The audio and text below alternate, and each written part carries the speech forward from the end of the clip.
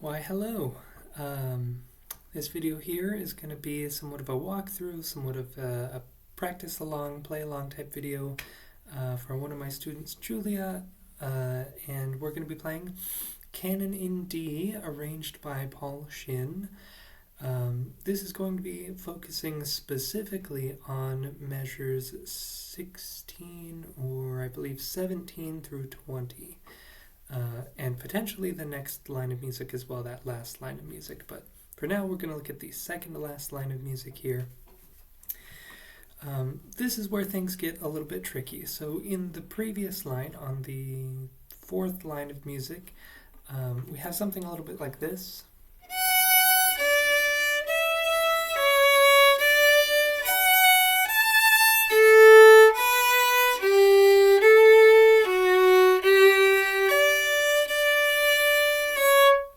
And then we go into slightly quicker stuff. We got some eighth notes, we have some slurred bowings and all that sort of stuff, which I wouldn't worry about for now.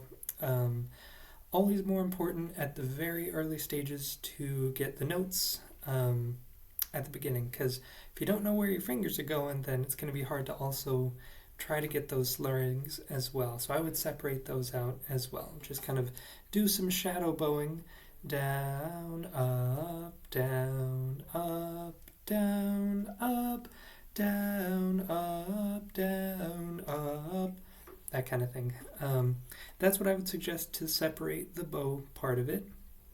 To get the notes, oftentimes it's easier to pluck it out just so your fingers know where they're going. So I'll just show you here kind of where your fingers are going to go. So far we don't need our pinky quite yet. You might have noticed I did use my pinky. I'm just more comfortable with it for this particular section here. So here this is going to be, turn it right way, there we go. So we have at measure 17, 3, 2, 3 on the A string. Then we move over to the D string, 2 for a really quick F sharp, really quick 2 on the D. So 3, 2, 3, 2. Then we go to an open A, 2 yet again. This 2 is real popular. So open A, 2. Now next measure is where that would start. But we're not going to go there yet. So I'm going to go ahead and pluck it. 1, 2, and ready, and go. And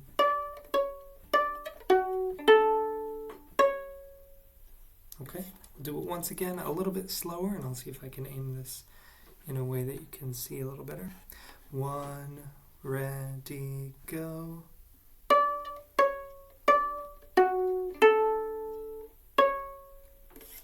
Okay, once you do that a few times, I would say maybe 5 or 10 times until it starts to feel comfortable and you're getting the right notes and the right fingers, all that kind of stuff.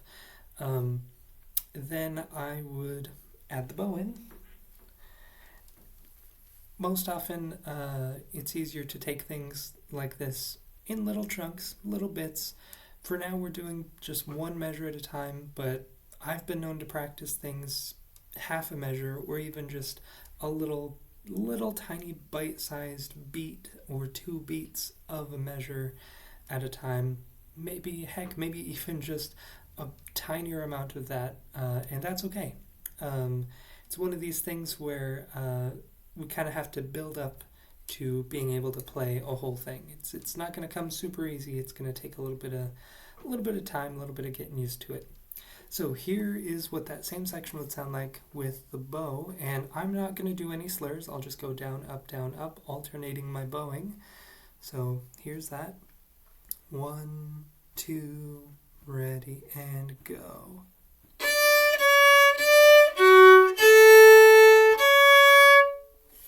Same measure there. Okay, now similar kind of thing. Once you do that a few times, it's gonna feel easier. The more that you do it, the easier it's gonna get. So now I'll add in the slurs. So we have a down bow for 2 notes and an up bow for 2 notes. These are 8th notes, so it's gonna be a little bit quicker. Hence why we've done some of the 10, 20 second, 30 second bow holds to really adjust and see how much time it takes to get from the tip to the frog or the frog to the tip. because for exactly this reason, we have eighth notes, which needs sometimes a quicker bow, quicker and sometimes shorter, but we really want to get used to we want to get comfortable using our entire bow. So here's what that would sound like with the slurs added in. 1, 2, ready, and go.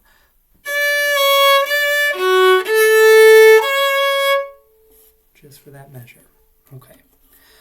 All right, so once you have got that measure super down and super good to go, which shouldn't take super long, then I would move on to the next measure. And this next measure is where it has a note that I'm not sure if we've come across or if it's in your references quite yet. So I'll be sure to explain that when we get to it. So the first two notes are kind of a continuation, and there's something in here that you may not have noticed. The very first measure is 4/8 notes. Sorry, the first measure that we looked at here, so measure 17, is 4/8 notes. Bum, bum, bum, bum, and then 2/4 notes. Bum, bum. This next measure, even though it doesn't really feel like it, it's an exact mirror. It's flipped over right from there. So now instead of doing 4/8 notes, 2/4 notes, now we start with 2/4 notes and end with 4/8 notes. That's kind of cool. So now we have bum, bum, bum, bum, bum, bum. Okay, that's kind of fun. That's kind of cool. That's a composition technique that composers use all the time. For us performers, the more that we can recognize these patterns of where they just take the same rhythm pattern and flip it around, it's actually going to make things a lot easier for us. So here's what that would sound like plucked. I'm going to pluck it first. And I'll go at that same slow speed. So we'll go 1, 2. This starts on, actually, let me show you here. This is going to start on a third finger on the A string for third finger D. Then we're going to have a first finger F sharp on the E string. So 3 on the A, 1 on the E. Now here's where it gets a little bit tricky, but it kind of goes back and forth. Next we have third finger on the E string for an A. So 3, then we go back to 1 for that F sharp. Back to 3 for the A. Now this one is the tricky one. This one is 1 above the ledger line on the staff. So third finger A on the staff is above the staff with a little extra piece of line for that ledger line. This next note is going to be 1 space above that, right? So it's not on the line, it's on the space above. That's how I should say that. And that's going to be your fourth finger on the E string. That's going to be your B.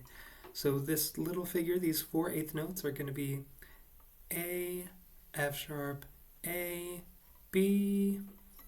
Cool. Okay, not super tricky, but looks kind of scary a little bit when we first encounter it. So let's go ahead and pluck that out.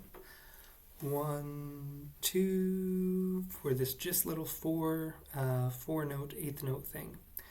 1, ready, go.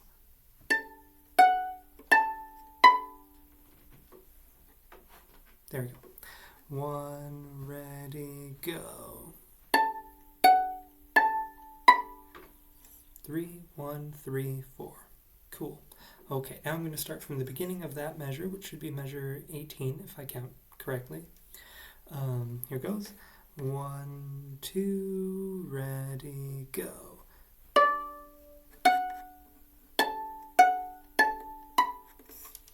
Okay, cool beans. So now, just for the heck of it, I'm going to turn my metronome on to 72, and I'll pluck it again at that speed. Here we go.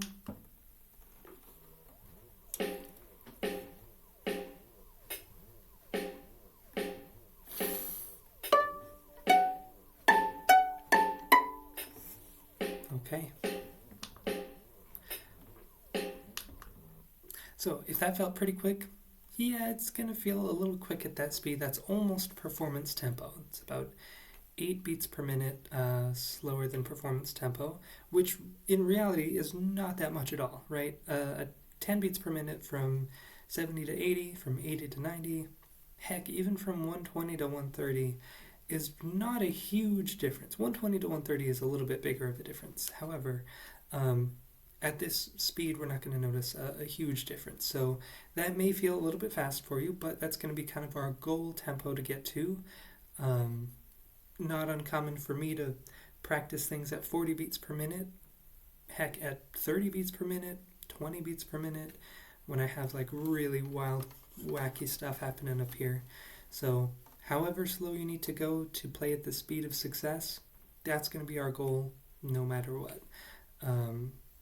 Because sure, we could kind of play it fast and stumble our way along, right? However, that's not going to be very successful. We're not going to feel very good about that performance if we play fast and not super clean. So next up, I'm going to add the bow in. I'm going to play through that measure. 1, 2, ready, go.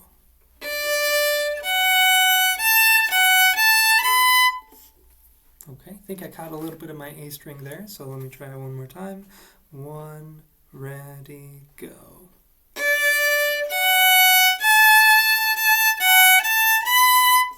And that time I wasn't looking, so let me try it one more time. 1, 2, ready, spaghetti.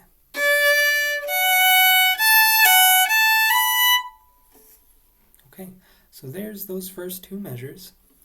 And cool, okay, so that feels pretty good. Let's try from the previous measure and let's try to start stitching them together. So let's try it out. Should be right from that mezzo piano. 1, 2, here it goes.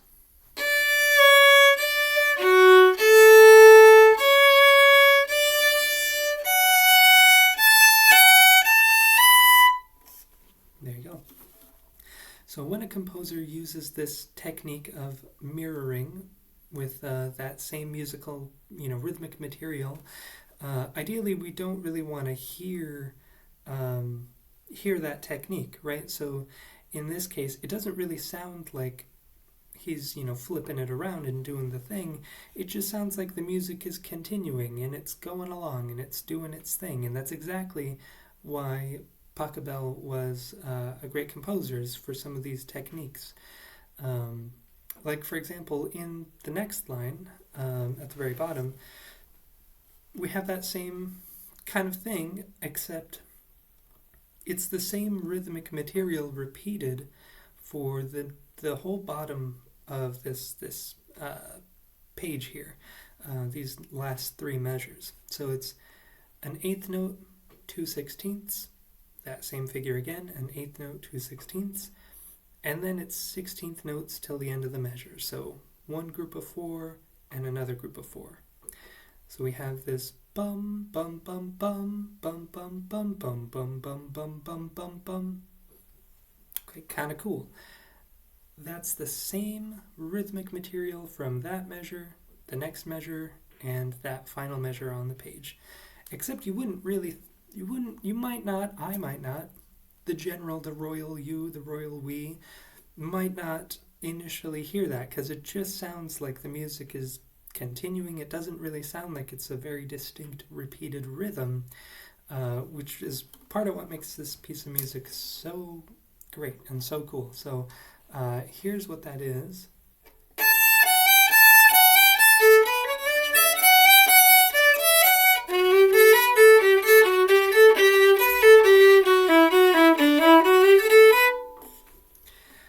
So basically that's what that is. I think I ran up a little bit out of bow towards the tip there. So, but that's kind of the idea. It just kind of sounds like it continues to go bum ba da dum ba da da da da da ba da dum ba da dum ba da da da da da da. So how does he make that sound interesting, right? Great question. A topic for another video more focused on composition.